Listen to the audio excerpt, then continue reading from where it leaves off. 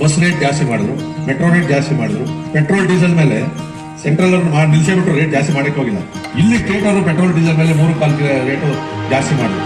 ಈ ಥರ ಸುಮಾರು 17-18 ದೊಡ್ಡ ದೊಡ್ಡ ಐಟಮ್ ಮೇಲೆ ರೇಟ್ ಜಾಸ್ತಿ ಮಾಡಿದ್ರು. ಎಲ್ಲೋ ಈಗ ದುಡ್ಡೆಲ್ಲ ಟ್ಯಾಕ್ಸ್ ನಾವು ಕಟ್ತಾ ಇದೀವಲ್ಲ, ಅದು ಕೊಡಬೇಕಲ್ಲ ನಾವು ವಾಪಸ್ ಡೆವಲಪ್ಮೆಂಟ್ಗೆ. ಇವತ್ತು ಯಲಹಂಕದಲ್ಲಿ ಫ್ಲೈಓವರು ಇಷ್ಟೊತ್ತು ಮುಗಿಬೇಕಾಗಿತ್ತಾನೆ, ಅವ್ರು ದುಡ್ಡೇ ಕೊಟ್ಟಿಲ್ಲ, ಪೇಮೆಂಟ್ ಕೊಟ್ಟಿಲ್ಲ, ಅವ್ರು ನಿಲ್ಲಿಸ್ತಾರೆ ಕೆಲಸ.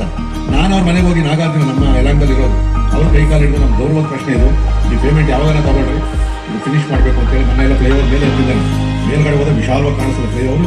ಬಹುಶಃ ನೆಕ್ಸ್ಟ್ ಇಯರ್ ಜೂನ್ ಒಳಗಡೆಗೆ ಅದೊಂದು ಲೋಕಾರ್ಪಣೆ ಆಗ್ಬೋದು ಕಾಣ್ತೀವಿ. ಇನ್ನು ಕೆಲವು ನೋಡ್ಬೇಕಣ್ಣ, ಆ ಫ್ಲೈಓವರ್ ಹಂಗೆ ರಾಜಮುಂಡ್ರಿಯವರು ತಗೊಂಡೋಗೋಣ ಅಂತ. ಇಲ್ಲಿ ಗುಂಡಿ ಮುಚ್ಚಕ್ಕೆ ಕಾಸಿಲ್ಲ, ಆ ಫ್ಲೈಓವರ್ ಹಂಗೆ ತಗೊಂಡೋಗ್ಬೇಕಂತೆ. ಅದಕ್ಕೆ 300 ಕೋಟಿ ಕೊಟ್ಟಿದ್ದೀವಿ 1.4 ಕಿಲೋಮೀಟರ್ಗೆ. ಇಲ್ಲಿ ಬರ್ಬೇಕಾದ್ರೆ 1,500 ಕೋಟಿ ಕೊಡ್ಬೇಕು. ಹೌದೌದು, ಐದಪ್ಪ ಈ ರೈಲು ಬಿಡು ಅಂತಂದ್ರೆ ಬಿಡ್ತೀರ. ನನಗೂ ಇದೆ ಫ್ಲೈಓವರ್ ಅಲ್ಲಿವರೆಗೂ ಬರಬೇಕು ಅಂತ ಹೇಳಿ, ಅದು ಗ್ರ್ಯಾಂಟ್ ಇರ್ಬೇಕಲ್ವಾ. ಅದನ್ನ ಬಿಟ್ಟು ನಮ್ಮ ಮಂತ್ರಿಗಳು ಹೇಳ್ತಾರಲ್ಲ, ಈ ಕಡೆಯಿಂದ ಆ ಕಡೆ ಟನಲ್ ಹೊಡಿತಾರಂತೆ.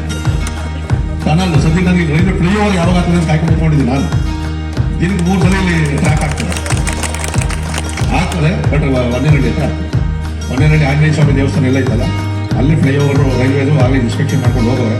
ಅಲ್ಲೊಂದು ಸೂರ್ಯಪುರ ನಾಗೇನಹಳ್ಳಿ ಹತ್ರ ಆಗ್ತಾ ಇಲ್ಲ, ಅದಕ್ಕೆ PR ರೋಡ್ ಬರ್ತದೆ, PR ರೋಡ್ ಹತ್ರ ಮಾಡ್ತಾರೆ. ಇದು ಕ್ಲೋಸ್ ಆಗಿ ಹೋಗ್ತದೆ. ಇಲ್ಲಿ ಏನು ಟ್ರ್ಯಾಕ್ ಇದೆಯಲ್ಲ, ಇದು ಕ್ಲೋಸ್ ಆಗ್ತದೆ. ವೆಹಿಕಲಲ್ಲಿ ಹೋಗ್ಬೇಕಾದ್ರೆ ಸುತ್ಕೊಂಡು ಬರ್ಬೇಕು. ನಾನು ನಮ್ಮ ತೋಟಕ್ಕೆ ಹೋಗ್ಬೇಕಾದ್ರೆ ಅಲ್ಲಿ ಬರ್ಬೇಕಾಗ್ತದೆ. ಅದು ಮಾಡಲೇಬೇಕಿಲ್ಲ ಅಂದರೆ ಇಲ್ಲಿ ಗಂಟೆ ರೋಡು ಟ್ರಾಫಿಕ್ ಜಾಮು. ಅದೇನೋ ನೋಡಿ ಎಲ್ಲ ಕಡೆ ಸೈಡ್ ತಗೊಂತಾರೆ. ವಾಸ್ತು ಅಲ್ಲ, ಕೆರೆ ಕೊಟ್ಟರು ಅಲ್ಲೂ ತಗೊಂತಾರೆ. ವಾಸ್ತು ಅಲ್ಲ, ವಾಸ್ತು ಅಂತ ಹೇಳಿ ಡೆವಲಪರ್ಗೆ ಯಾಮಾರ್ಕಿಂತ ತಂದಿರೋದು ಯಾವ ಮುಂದಿಗೆಲ್ಲ ಕೊಟ್ಟಿರ್ತಕ್ಕಂಥದ್ದು. ಅಲ್ಲಿ ಒಂದೊಂದು ನಿಜ, ಅವ್ರು ದುಡ್ಡೇ ಕೊಟ್ಟಿಲ್ಲ, ಪೇಮೆಂಟ್ ಕೊಟ್ಟಿಲ್ಲ, ಅವ್ರು ನಿಲ್ಲಿಸ್ತಾರೆ ಕೆಲಸ. ನಾನು ಅವ್ರ ಮನೆಗೆ ಹೋಗಿ ನಾಗಾರ್ಜುನ